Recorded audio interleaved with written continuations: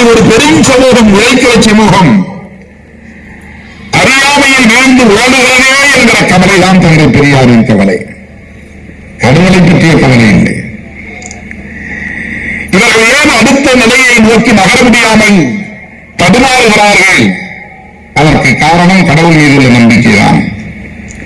தன்னுடைய நண்பன் யார், தன்னுடைய எதிரி யார், நாம் ஏன் கல்வி பெறாமல் கிடக்கிறோம், நாம் ஏன் நிலம் இல்லாமல் இருக்கிறோம், நமக்கு ஏன் வருமானம் இல்லாமல் இருக்கிறது, நாம் ஏன் வறுமையில் உழலுகிறோம், நம்முடைய தந்தையும் தாயும் வறுமையில் உழன்றார்கள், நம்முடைய பாட்டனும் பாட்டியும் வறுமையில் உழன்றார்கள், முப்பாட்டனும் முப்பாட்டியும் வறுமையில் உழன்றார்கள். 20 மணி நேரம் ஒரு நாளைக்கு உழைத்தும் கூட நம்மால் ஒரு நல்ல வீடு கட்ட முடியவில்லையே, நிலம் சேர்க்க முடியவில்லையே,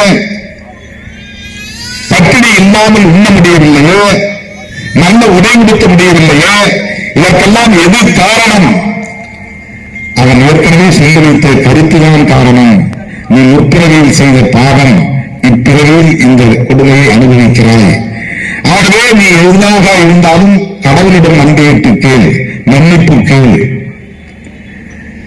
இதுதான் அவனுக்கு சொல்லப்பட்டிருக்கிறது. அதை அவன் நம்பி இருக்கிறான்.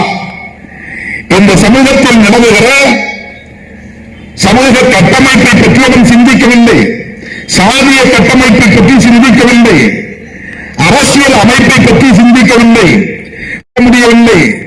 உற்பத்தி செய்வது யார், உற்பத்திக்கான உடைமைகள் யாருடையவை, இதில் வரக்கூடிய வருமானம் எங்கே போகிறது, ஏன் நம்முடைய கூலி உயர்த்தப்படவில்லை, இதற்காக கூலியை குறைத்து தருகிறார்கள், இழைக்கிறார்கள், நம்மை அடித்து துன்புறுத்துகிறார்கள், கொடுமைப்படுத்துகிறார்கள். எவற்றையும் இவனால் சிந்திக்க முடியவில்லை. இவன் இப்படி கிடப்பதற்கு, சாதியிலே கிடந்து ஓடுவதற்கு, வறுமையிலே கிடந்து ஓடுவதற்கு எல்லாம் காரணம் கடவுள் என்றே கிடந்தான். அதனால்தான் 1000 தலைமுறைகளாக இந்த மண்ணிலே ஒரு புரட்சி நிகழவில்லை, சமூக மாற்றம் நிகழவில்லை. இதை சிந்திக்க தொடங்கியிருந்தால் எப்போதோ புரட்சி நிகழ்ந்திருக்கும், நிலம் கைமாறி இருக்கும், பொருளாதாரம் பரவி இருக்கும், நிரவி இருக்கும். இதெல்லாம் இல்லாத நிலையிலே எதிர்ப்பு இல்லை, அதனால் புரட்சி நிகழவில்லை. எதிர்ப்பும் இல்லை, புரட்சியும் இல்லை. அதற்கு காரணம் இவன் ஏற்கனவே போதிக்கப்பட்ட அந்த கருத்துக்களிலேயே ஊறி கிடக்கிறான், மூழ்கி கிடக்கிறான், விழுந்து கிடக்கிறான். அதிலிருந்து இவனால் மீள முடியவில்லை. எனவே நீ எதை நம்புகிறாயோ அது பொய் என்று அடித்துச் சொல்லுகிறார் தந்தை பெரியார். அதற்கு சிவன் மீது என்ன கோபம், விஷ்ணுவின் மீது என்ன கோபம், பிரம்மன் மீது என்ன கோபம்? ஒன்றும் கிடையாது. நீ அதை நம்பி கிடக்கிறாய், அதை தூக்கி எறிந்துவிட்டு படிப்பை தேடு, நலம் வேண்டும் என்ற வேட்கையோடு போராடு, பொருளாதாரத்தை மேம்படுவதற்கு தொழிலை தேடு, அதற்கு எது தடையை எதிர்த்து போராடு. இதுதான் பெரியார் போராட்டம். நான் வெளியிட்ட அந்த நூலினை, வரலாற்று குறிப்பினை பெரியார் அவர்களின் பெயரில் தன்மான சுடர் அண்ணன் நீதிக்கு இளங்கோவன் அவர்கள் பெற்றுக் கொண்டார் என்பது மேலும் மகிழ்ச்சி அளிக்கிறது, இரட்டிப்பு மகிழ்ச்சி அளிக்கிறது. அண்ணன் அவர்கள் காங்கிரஸ் பேரியக்கத்திலே இருக்கலாம், ஆனாலும் அவர் பெரியார் குடும்பத்தை சார்ந்தவர். பெரியார் நமக்கு போதித்த ஒரே ஒரு முக்கியமான அரசியல் தன்மானம் என்பது. அதற்கு பிறகுதான் மற்ற எல்லாம். அவர் தொடங்கிய இயக்கத்தின் பெயரே சுயமரியாதை இயக்கம். காங்கிரஸ் பேர் இயக்கத்தில் இருந்தாலும் தன்மான தலைவர் என்ற பெயரை எடுத்திருப்பவர் அந்த நீதிக்கு சிறந்தவர்கள். ஆகவே நீங்கள் பெரியாரின் வாரிசுதான், குடும்ப வாரிசு மட்டுமல்ல, புனித வாரிசு. எதற்காகவும் நீங்கள் தலை குனிந்த வரலாறு இல்லை. விட்டுக் கொடுத்து சமரசம் செய்து பதவியை தேடும் அணுகுமுறை உங்களிடத்தில் இல்லை. வெட்டு ஒன்று, துண்டு 2 என்று எதையும் பேசக்கூடிய துணிச்சல் உள்ளவர். அந்த துணிச்சல் பெரியாரிடமிருந்து வந்ததாகவே நாங்கள் பார்க்கிறோம், நம்புகிறோம். எனவே காங்கிரஸ் இயக்கத்தில் இருக்கிற ஒரு பெரியாரிய தொண்டராக, பெருந்தொண்டராக இந்த அவை நம்புகிறது. அதனால்தான் உங்களை மேடையில் அமர வைத்து அழகு பார்க்கிறது. இந்த குடியரசு குறிப்புகள் உங்கள் கைகளில் ஒப்படைக்கப்பட்டிருக்கிறது என்று நான் பெரும் மகிழ்ச்சியோடு பதிவு செய்ய விரும்புகிறேன். அண்ணன் அங்கேயும் செல்வராஜ் அவர்கள் குறிப்பிட்டதை போல அரை மணி நேரம் குடியரசு இல்லத்திலே அண்ணன் EVKS இளங்கோவன் அவர்களோடு அமர்ந்து உரையாடி கொண்டிருந்தோம். அந்த அரை மணி நேரத்தில் அவர் பகிர்ந்து கொண்ட செய்திகள் ஏராளம். பெரியார் இங்கே குடியரசு இதழுக்கான அலுவலகத்தை எப்படி நடத்தினார், அண்ணா எங்கே அமர்ந்திருந்தார், கலைஞர் எப்படி இங்கே இருந்து வேலை செய்தார், அப்போது வெளிநாடுகளில் இருந்துதான் பத்திரிகை அடிப்பதற்கான தாள்கள் வரும். அந்த தாள்களை பார்சல் செய்து அவர்கள் அனுப்புகிற போது நிறைய ரீப்பர் மரப்பலகைகள் அதிலே வரும். அந்த மரப்பலகைகளை கலத்தி வைத்து அதை கொண்டு வீடு கட்டியவர் பெரியார் என்று ஒரு தகவலையும் சொன்னார். அதையும் பயன்படுத்திக் கொண்டவர் தூக்கி எறியாமல் பெரியார் எப்படி செயல்படக்கூடியவர் என்பதை நிகழ்ச்சியோடு குறிப்பிட்டார். அந்த படம் குறித்து பல தகவல்களை எங்களோடு பகிர்ந்து கொண்டார். அந்த இடத்தில் அமர்ந்திருக்கிற போது அவ்வளவு பெருமையாக இருந்தது. தந்தை பெரியார் அவர்கள் இந்த மண்ணிலிருந்து இன்றைக்கு இந்தியா முழுவதும் பகுத்தறிவை பரப்புகிற ஒரு பகலவனாக உயிர்விட்டுக் கொண்டிருக்கிறார். இன்றைக்கு தமிழ்நாட்டு எல்லையை தாண்டி இந்தியா முழுவதும் தந்தை பெரியாரின் அரசியல் பெரும் தாக்கத்தை ஏற்படுத்தி இருக்கிறது. வருகிற செப்டம்பர் 1ஆம் தேதி நான் மகாராஷ்டிராவிலே அவுரங்காபாத் என்னும் இடத்தில் தந்தை பெரியாரின் சிலையை திறந்து வைக்கப் போகிறேன். என்னை அழைத்திருக்கிறார்கள். அங்குள்ள தலித் சிறுத்தைகள் பெரியாரின் சிலையை அங்கே முன்முருகச் சிலையை நிறுவுகிறார்கள். அந்த சிலையை நிறுவிவிட்டு திறந்து வைக்கிற வாய்ப்பை எனக்கு வழங்கி இருக்கிறார்கள். அதை நான் திறமையோடு இந்த இடத்தில் பதிவு செய்ய கடமைப்பட்டிருக்கிறேன். அவர்கள் தமிழ் மொழி பேசக்கூடியவர்கள் அல்ல, அல்லது திராவிடர்கள் என்று உரிமை கூறக்கூடியவர்கள் அல்ல. ஆனாலும் பெரியாரை ஏற்றுக்கொண்டிருக்கிறார்கள். இன்றைக்கு உலகமே பெரியாரை உற்று நோக்குகிறது. அவருடைய கருத்தியலை, தத்துவங்களை ஆய்ந்து கொண்டிருக்கிறது, உள்வாங்கிக் கொண்டிருக்கிறது. இதை யாரும் மறுக்க முடியாது. ஏனென்றால் ஒரு குறிப்பிட்ட சமூகத்திற்கான அரசியலை மட்டுமே அவர் பேசவில்லை, மானுடத்திற்கான அரசியலை பேசியிருக்கிறார். அதுதான் முக்கியமான பட்டியல் சமூகத்தினருக்கு கட்டண சலுகை 50 விழுக்காடு என்று 100 ஆண்டுகளுக்கு முன்பு அறிவித்திருக்கிறார் தந்தை பெரியார் என்பதை அண்ணன் கோவைக்கு ராமகிருஷ்ணன் அவர்கள் இங்கே பதிவு செய்தார். தந்தை பெரியார் அவர்கள் பிறவிலேயே ஒரு சமூக நீதி உணர்வாளனாக இருந்திருக்கிறார். எளியவர்களை அரசியல்படுத்த வேண்டும், அதிகார வலிமை உள்ளவர்களாக வளர்த்தெடுக்க வேண்டும் என்கிற பார்வை அவரிடத்தில் இயல்பாக இருந்திருக்கிறது. அவர் கடவுள் மறுப்பாளர், பார்ப்பன எதிர்ப்பாளர் என்கிற அடிப்படையில் மட்டுமே செய்தி வெகுவாக பரவி இருக்கிறது. ஆனால் கடவுள் மறுப்பும் பார்ப்பன எதிர்ப்பும் அவர் கையாண்ட உத்திகளை தவிர அதுவே கொள்கை அல்ல, கோட்பாடு அல்ல. கடவுள் மறுப்பும் பார்ப்பன எதிர்ப்பும் அவருடைய கோட்பாட்டை வலுவாக்குவதற்காக கையாண்ட உத்திகள், ராஜதந்திரங்கள், ஸ்ட்ராட்டஜிஸ்.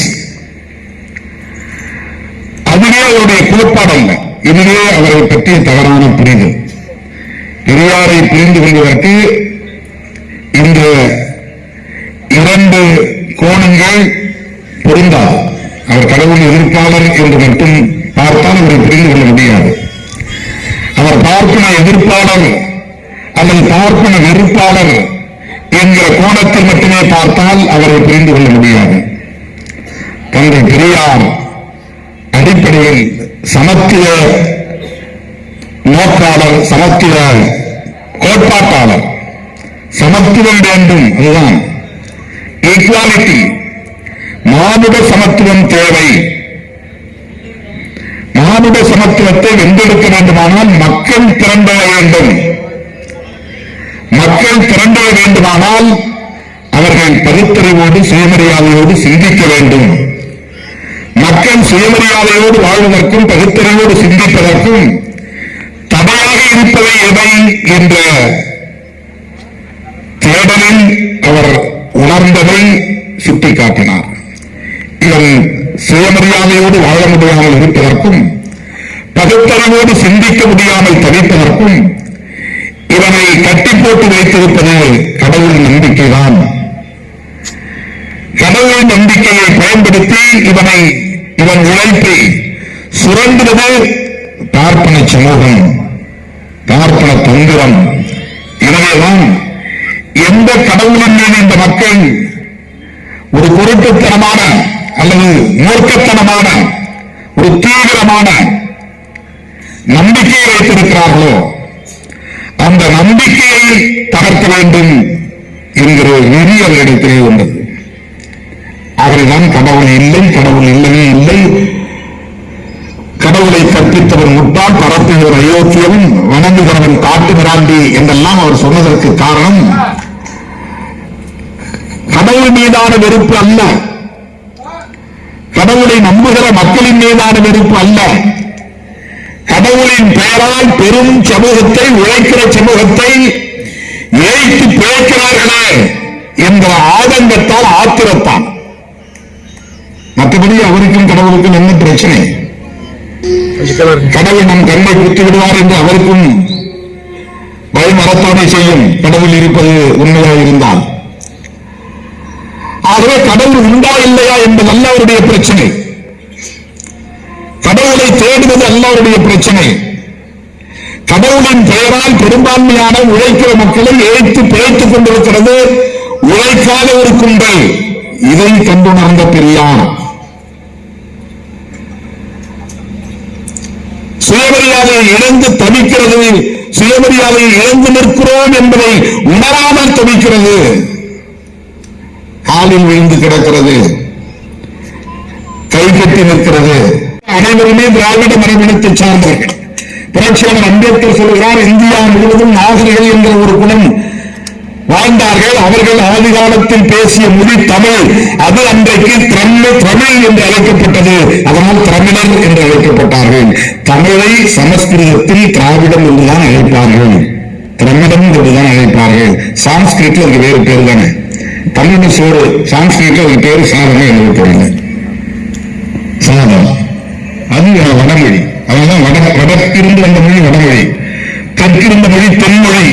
தென்மொழி என்பது தமிழ். தமிழ் இருந்தால் தெலுங்கு, மலையாளம், கன்னடம், துளு எல்லாம் உருவானது என்று ஒரு பகுப்பாய்வு உண்டு. எனவே இந்தியாவில் 2 மொழி, ஒன்று வடமொழி. அந்த வடமொழி என்றால் அது சான்ஸ்கிரிட். பாலியும் இருந்தது ஒரு காலத்தில், அதுவும் வடமொழிதான். இப்போது அது அழிந்துவிட்டது. உருது, இந்தி, சமஸ்கிருதம் இவையெல்லாம் ஒன்றுக்கொன்று நெருக்கமான மொழிகள். ஒன்றிலிருந்து மற்றொன்றாக பிரிந்த மொழிகள், அல்லது இணைந்த மொழிகள், பிணைந்த மொழிகள். அதேபோல இந்தியாவிலே 2 மரபினம், ஒன்று ஆரிய மரபினம், இன்னொன்று திராவிட மரபினம். அந்த காலத்திலே ஆரிய எதிர்ப்பாக இருந்தது, பெரியார் காலத்தில் பார்ப்பனிய எதிர்ப்பாக இருந்தது. கோட்பாட்டளவிலே அடையாளப்படுத்துவதற்காகத்தான் அதை நாம் சனாதன எதிர்ப்பு என்கிறோம். சனாதனம் என்பது கோட்பாடு. அவர்களே அதை உரைத்துக் கொண்டார்கள். அவர்களின் மதம் சனாதன மதம் என்றுதான் அழைக்கப்படுகிறது. வேத மதம் பார்ப்பனிகளுக்கான மதம், அது இந்துக்களுக்கான மதம் அல்ல. வேத மதம் என்பது பார்ப்பனிகளுக்கான, ஆரியர்களுக்கான மதம். வர்ணாசிரம தர்மம் என்பதும் ஆரியர்களுக்குள்ளேயே இருந்த ஒன்று. புரட்சியாளர் அம்பேத்கர் அதை வகைப்படுத்துகிறார். ஆரியர்களே பார்ப்பனர்களே தங்களுக்கு இடையிலே பகுத்துக் கொண்ட ஒரு பகுப்பு முறைதான் பிராமணர், சத்திரியர், வைசியர், சூத்திரர் என்பது. இது முற்றிலும் வேறான ஒரு பார்வை. பிராமணர்களுக்குள்ளேயே இருந்த வகைப்பாடு என்றார். இது பிராமணர் அல்லாதாரை பிற்காலத்தில் இணைத்துக் கொண்டார்கள். சத்திரியரே பிராமணரின் ஒரு வகை என்றார் புரட்சியாளர் அம்பேத்கர். வைசியர் பிராமணரின் ஒரு வகை என்கிறார். சூத்திரர்களும் இந்த 3 பிரிவினருக்கு எதிரான பிராமணர்கள் தான் சூத்திரர்களாக இருந்தார்கள் என்பது புரட்சியாளர் அம்பேத்கரின் பார்வை. இன்றைக்கு அது பொருந்தாது. ஆரியர்கள் காலத்தில் பிராமணர்கள் பார்ப்பனர்கள் காலத்தில், இந்த இனத்தோடு திராவிட இனத்தோடு கலக்காத காலத்தில், கலப்பினம் இங்கே உருவாகாத காலத்தில், இந்து மதமாக அது விரிவடையாத காலத்தில் அவர்கள் பின்பற்றிய மதம் வேதிக் ரிலிஜன் என்கிற வேத மதம் அல்லது வைதீக மதம் அல்லது சனாதன மதம்.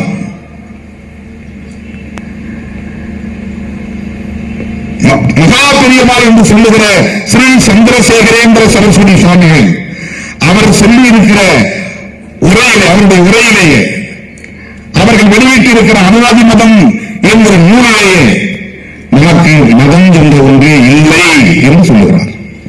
இந்து என்பதெல்லாம் வெள்ளையர்கள் வைத்த பெயர், அன்னையிலே வைத்த பெயர். சிவமதம் என்பதும் நமக்கான ஒரு அடையாளமே தவிர அது மதத்தின் பெயர் அல்ல.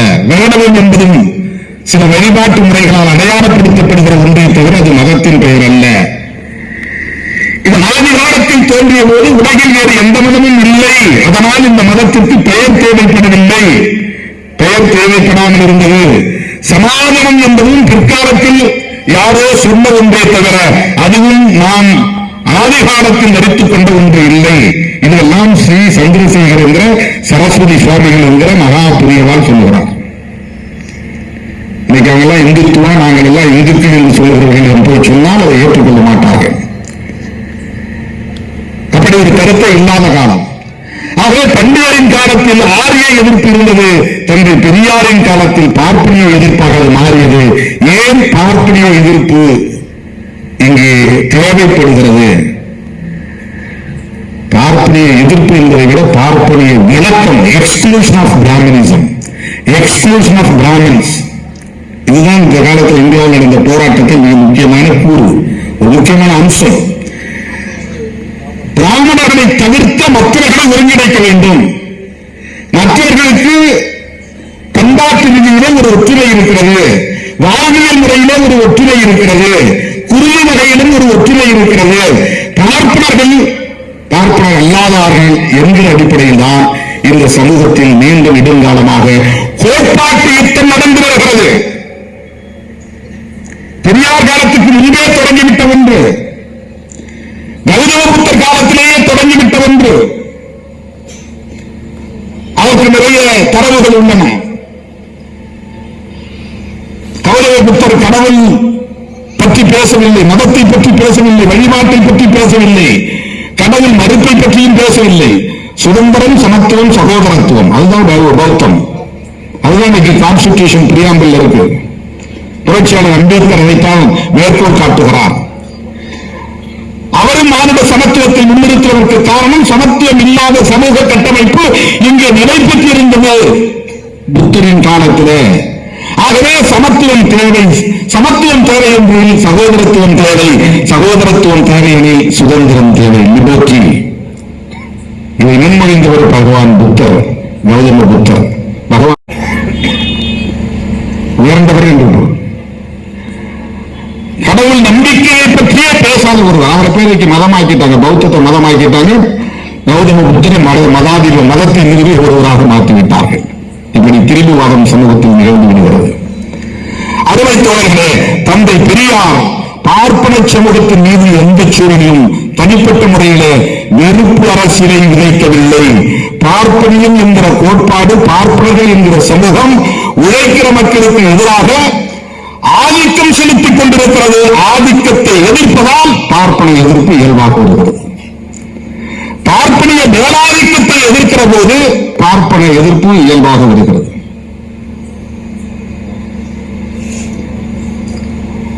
இந்த ஆதிக்கத்தை தகர்ப்பதற்கு கண்டறியப்பட்ட ஒரு கண்டுபிடிப்பு தான் சமூக நீதி என்கிற ராஜதந்திரம். சமூக நீதிங்கிறது ஒரு கோட்பாடு தான். ஆனால் இது எங்கிருந்து முளைக்கிறது என்றால், கல்வியை மறுத்த சமூகத்திற்கு, கல்வி மறுக்கப்பட்ட சமூகத்திற்கு, உரிமைகள் மறுக்கப்பட்ட சமூகத்திற்கு, உழைப்பு சுரண்டப்படுகிற ஒரு சமூகத்திற்கு, ஆயுதம் பறிக்கப்பட்ட ஒரு சமூகத்திற்கு, நிலம் பறிக்கப்பட்ட ஒரு சமூகத்திற்கு மீண்டும் கல்வி வழங்க வேண்டுமானால், அதிகாரம் வழங்க வேண்டுமானால் ஒரு குறிப்பிட்ட இடங்களை அவர்களுக்காக ஒதுக்கீடு செய்தாக வேண்டும். அதில் வேறு யாரும் போட்டி போடக்கூடாது. அப்படி ஒதுக்கீடு செய்து வைக்கக்கூடிய இடங்கள் கல்வியிலும் சரி வேலைவாய்ப்பிலும் சரி அது எந்த அடிப்படையில் ஒதுக்கப்படுகிறது என்ற கேள்வி எழுகிற போது சமூக நீதி கோட்பாட்டின் அடிப்படையில் ஒதுக்கப்படுகிறது என்பதுதான். இதுதான் சமூக நீதி என்பது வருகிறது. எனவே சமூக நீதி என்பது ஒரு ஆயுதம், ஒரு கருவி. எதை தகர்ப்பதற்கான கருவி என்றால் பெரும்பான்மையான உழைக்கும் மக்களுக்கு எதிரான சனாதன கோட்பாட்டின் ஆதிக்கத்தை தகர்ப்பதற்கான ஒரு கருவி, ஒரு ஆயுதம், ஒரு வெப்பன். இதை தந்தை பெரியார் கையில் எடுக்கிறார். சமூக நீதியின் வழியாகத்தான் சமத்துவத்தை மலரச் செய்ய முடியும். அன்றைய சூழலில் அதை எதிர்ப்பதற்கு மக்களை திரட்ட வேண்டும். மக்களை எந்த பெயரில் திரட்டுவது?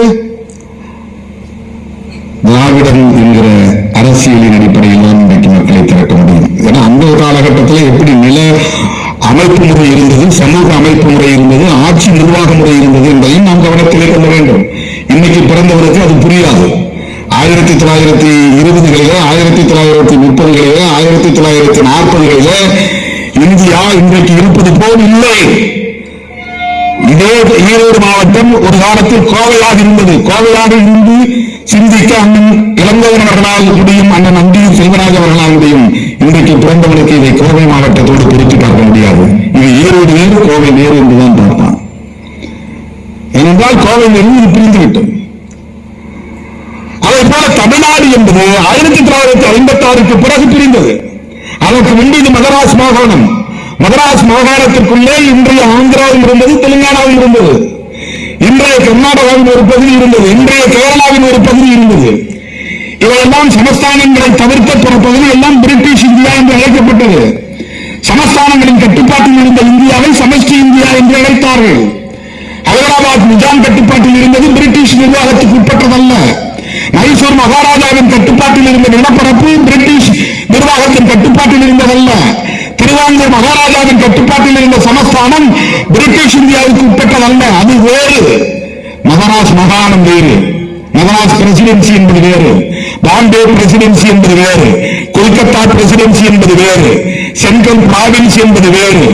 இதெல்லாம் பிரிட்டிஷ் நிர்வாகத்துக்கு உட்பட்டு இருந்தது. ஆகவே அன்றைய மதராஸ் மாகாணத்தில்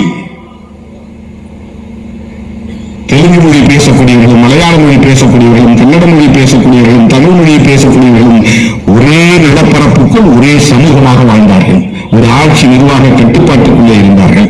அன்றைக்கு அதிலிருந்து முளைத்த தலைவர்கள் தனித்தனியே இயங்கக்கூடாது என்பதற்காகத்தான் ஒரு பொது பெயர் தேவைப்பட்டது. திராவிடர் என்ற பெயர், திராவிடம் என்ற பெயர். தமிழ்நாடு தனியே பிரிந்த பிறகு தேவையில்லை என்பது வேறு. ஆனால் திராவிடம் என்று சொன்னதால் தான், திராவிடர் இயக்கம் கண்டதால் தான் தமிழர் என்ற உணர்வு வரவில்லை என்று சொல்வது அரசியல் அறியாமை. அது ஒரு அரசியல் மூடத்தனம், அது தவறு. பூவாய் இருந்தபோது அதற்கு பூ என்றுதான் பெயர் என்று உயர்த்தி பிடித்துக் கொண்டு உடனுழைப்பு இல்லாமல் தலைமுறை தலைமுறையாய் சொகுசாய் ஒரு சமூகம் வாழ்கிறது. இந்த வேறுபாட்டை உணர்த்துவதற்காகத்தான் பார்ப்பன எதிர்ப்பு என்பதை தந்தை பெரியார் உயர்த்தி பிடித்தார். இது பெரியாரிலிருந்து தொடங்கியதா என்றால் இல்லை. பெரியாருக்கு முன்பே, பல ஆயிரம் ஆண்டுகளுக்கு முன்பே பார்ப்பன எதிர்ப்பு என்பது இந்த மண்ணில் தோன்றியிருக்கிறது. அதையும் நாம் புரிந்து கொள்ள வேண்டும். ஒன்றிலிருந்து மற்றொன்று என்பதுதான் லட்சியம். ஒரு பெரியார் தோன்றுகிறார் என்றால் பெரியாரை போல் சிந்தித்த பல பெரியார் ஏற்கனவே இருந்திருக்கிறார்கள் என்ற பொருள். ஒரு திருவள்ளுவர் திருக்குறளை எழுதியிருக்கிறார் என்றால் திருவள்ளுவர் திடீரென்று திருவள்ளுவராக மாறியிருக்க முடியாது. திருவள்ளுவரை போல சிந்தித்த பல ஞானிகள், தமிழ் அறிஞர்கள் இருந்திருக்கிறார்கள், படைப்புகள் இருந்திருக்கும். கார்ல் மார்க்ஸ் என்கிற ஒரு ஞானி இந்த மண்ணிலே தோன்றியிருக்கிறார் என்றால் திடீரென்று சுயம்புவாக ஒரு ஞானி தோன்றிவிட முடியாது. அந்த கார்ல் மார்க்சுக்கு முன்னால் அவரை போல சிந்தித்த பொருளியல் அறிஞர்கள் பல நூற்றாண்டுகளாக இருந்திருக்கிறார்கள். அவர்களுடைய திசைவெளியில் அங்கு முன்னாலே அவர்கள் உள்வாங்கிக் கொண்டதால் அதே போல இவர்கள் இன்னும் செழுமையாக சிந்திக்க முடிகிறது. ஆகவே பெரியார் இந்த மண்ணிலே தோன்றினார் என்றால் பெரியாருக்கு முன்னால் பார்ப்பன எதிர்ப்பு, கடவுள் எதிர்ப்பு, விக்கிரக வழிபாட்டு எதிர்ப்பு தமிழ் மண்ணில் மட்டுமல்ல, இந்திய மண்ணில் மட்டுமல்ல, உலகம் முழுவதும் நடந்திருக்கிறது. பார்ப்பன எதிர்ப்பின் வரலாற்றை நாம் கௌதம புத்தர் காலத்திலிருந்தே பார்க்க முடிகிறது. 2500 ஆண்டுகளுக்கு முன்பே. அப்படி என்றால் பெரியார் கௌதம புத்தரின் ஞான வாரிசு என்பதை நாம் புரிந்து கொள்ள வேண்டும். கௌதம புத்தர் சொல்லுவதைத்தான் ஐயன் திருவள்ளுவன் சொல்லுகிறார், பராப்போக்கும் எல்லா உயிர்க்கும் என்று. ஐயன் திருவள்ளுவன் சொன்னதைத்தான் அவ்வை பாட்டி சொல்லுகிறார், சாதி இறந்துள்ள வேறில்லை, இட்டார் பெரியோர் இனானார் இழிகுலத்தோர். சமத்துவ குரல் அப்போதே ஒலித்திருக்கிறது. கடந்த நூற்றாண்டிலே மகாத்மா ஜோதிபா பூலே சமத்துவத்திற்காக குரல் கொடுத்திருக்கிறார். சாவித்திரிபாய் பூலே சமத்துவத்திற்காக போராடி இருக்கிறார். அவர்கள் அந்த ஞான வாரிசாக வருகிறார்கள், அந்த வரிசையில் வருகிறார்கள். தமிழ் மண்ணை பொறுத்தவரையில் பண்டிதர் அயோத்திதாசன், ரெவரண்ட் ஜான் ரத்தினம், ரெப்பமலை சீனிவாசன், MC ராஜா, இவர்கள் எல்லாம் சுயமரியாதை இயக்கத்திலே இருந்து குரல் கொடுத்த தலைவர்கள், சமகால தலைவர்கள். பண்டிதர் அயோத்திதாசன் பெரியாருக்கு முன்னாடி அவர் பகுத்தறிவு கருத்துக்களை இந்த மண்ணிலே பரப்பினார், சமத்துவ கருத்துக்களை பரப்பினார். ஆரிய எதிர்ப்பை முன்னிறுத்தி திராவிடம் என்ற சொல்லை இந்த மண்ணிலே புழக்கத்திற்கு கொண்டு வந்தவர் பண்டிதர் அயோத்திதாசன். பெரியார் தான் திராவிடம் என்ற சொல்லை பயன்படுத்தினார். அதனால் தமிழ் தேசியம் இங்கே எழுச்சி பெற முடியாமல் போய்விட்டது என்று பெரியாருக்கு எதிராக சிலர் தவறான பரப்புதல்களை செய்கிறார்கள். பண்டிதருக்கும் தந்தை பெரியாருக்கும் தொடர்பில்லை. 1916 பண்டிதர் காலமாகி விடுகிறார். 1925 வரையிலும் தந்தை பெரியார் காங்கிரஸ் கட்சியிலே இருக்கிறார். காங்கிரஸ் கட்சியை எதிர்த்து வெளியே வருகிறார். காங்கிரஸ் கட்சியில் இருக்கிற பார்ப்பன ஆதிக்கத்தை எதிர்த்து வெளியே வருகிறார். வெளியே வந்த பிறகு அவர் காங்கிரஸ் எதிர்ப்பு என்பதை விட, அரசியல் எதிர்ப்பு என்பதை விட, தேர்தல் அரசியலில் ஈடுபட்டு பதவிக்கு வர வேண்டும் என்கிற பதைப்பு அவரிடத்தில் இருந்தது என்பதை விட அப்படி இல்லை. சமூகத்தில் மாற்றத்தை நிகழ்த்த வேண்டும். பெரும்பான்மையாக இந்த மூட பழக்க வழக்கங்களில் மூழ்கி கிடக்கிற ஏழை எளிய மக்களை மீட்க வேண்டும், அவர்களை விடுவிக்க வேண்டும். இதுதான் அவருடைய ஒரே நோக்கமாக இருந்தது. பொது வாழ்க்கைக்கு வருகிற அனைவரும் எப்படியாவது MLA ஆகிவிட வேண்டும், MP ஆகிவிட வேண்டும், அமைச்சராகிவிட வேண்டும், அவன் மூலம் பொருளையும் புகழையும் ஏற்க வேண்டும் என்றுதான் கருதுவார்கள். ஆனால் தந்தை பெரியார் தன் வாழ்க்கையை இந்த எளிய மக்களின் விடுதலைக்காக படைத்துக் கொள்ள வேண்டும் என்று காங்கிரஸ் கட்சியிலே இருந்த பதவியை உயரிவிட்டு வெளியே வந்தவர். அவர் அம்பேத்கரை போல சமூக ஒடுக்குமுறைக்குள்ளானவர் இல்லை. அவருக்கு எந்த காஸ்ட் டிஸ்கிரிமினேஷன், இளைய மக்களுக்கு ஆதி திராவிட சமூகத்தினருக்கு இருப்பதை போல, தலித் மக்களுக்கு இருப்பதை போல அவருக்கு எந்த ஹியூமிலியேஷன், அவமானம், அவமதிப்பு எதுவும் இல்லை. ஆதிக்க சமூகத்தை சார்ந்தவர் என்கிற அந்த இருநாப்போடு வாழ்ந்துவிட முடியும். பொருளாதாரத்தில் வலுவான ஒரு குடும்ப பின்னணியை கொண்டவர், சாதியும் ஒரு சமூக தகுதியை கொண்ட பின்னணியை கொண்டவர். அவருக்கு அம்பேத்கர் அவர்களை கூட இந்த தீண்டாமையை எதிர்க்க வேண்டும், இழிவை எதிர்க்க வேண்டும் என்ற கட்டாயம் இல்லை. எண்ணி பார்க்க வேண்டும். அவர் சொகுசாக வாழ்ந்திருக்க முடியும், சாதிய இருநாப்போடு வாழ்ந்திருக்க முடியும், அதற்கு இருந்த பொருளாதார செல்வாக்கோடு காலத்தை கழித்திருக்க முடியும். ஆனால் எல்லாவற்றையும் உதவிவிட்டு இந்த எளிய மக்களின் விடுதலைக்காக என் வாழ்வை ஒப்படைக்கிறேன் என்று நீதிக்கு வந்தவர் தந்தை பெரியார். அதற்காக எழுதி துணிந்தவர், அதற்காக பேசியவர். ஆகவே மானுட சமத்துவம் என்பதுதான் பெரியாரின் இலக்கு. மானுட சமத்துவத்திற்கு எதிரான கோட்பாட்டை தோல்விப்பதுதான் அவருடைய களப்பணி. மானுட சமத்துவத்திற்கு எதிரான கோட்பாடு எது? பண்டிதர் ஆரியம் என்று சொன்னார், பெரியார் பார்ப்பனியம் ஆரியம் என்று சொன்னார். நேரடியா ஸ்பெசிபிக்கா சொல்லணும். பன்னியர் காலத்திலே அது ஆரியம் என்று சொல்லப்பட்டது. இந்திய மண்ணில் இரண்டே இனம்தான், இரண்டு ரேஸ். தேசிய இனம் என்பது மொழி சார்ந்தது,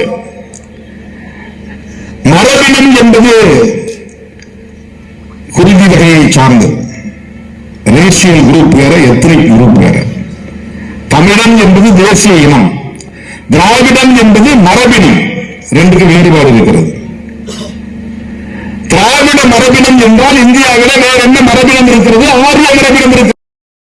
அம்பேத்கர் ஆரியர் இல்லை, எனவே அவரும் திராவிட மரபினத்தை சார்ந்தவர்தான்.